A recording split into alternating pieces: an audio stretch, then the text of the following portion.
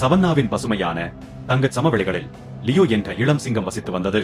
அவன் துணிச்சலான இதயம் கொண்டவனாக இருந்தாலும் அவன் தன் கர்ஜனையை இழந்து தன்னை பாதுகாவலனாக நம்பிய மற்ற விலங்குகளிடையே வெட்கப்பட்டு பயனற்றவனாக உணர்ந்தான்.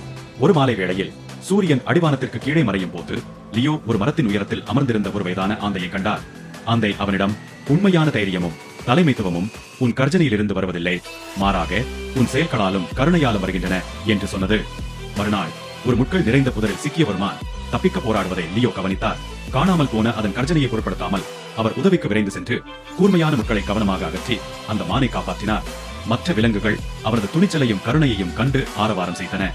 லியோ மற்றவர்களுக்கு உதவி செய்து தனது செயல்களில் தைரியத்தை காட்டியதால் திடீரென்று தனது கர்ஜனை மீண்டும் சத்தமாகவும் எப்போதும் இல்லாத அளவுக்கு பெருமையாகவும் திரும்புவதை கண்டார். எனவே லியோ தனது கர்ஜனை இல்லாவிட்டாலும் அவர் எப்போதும் ஒரு தலைவராகவே இருந்தார் என்பதை கற்றுக்கொண்டார்.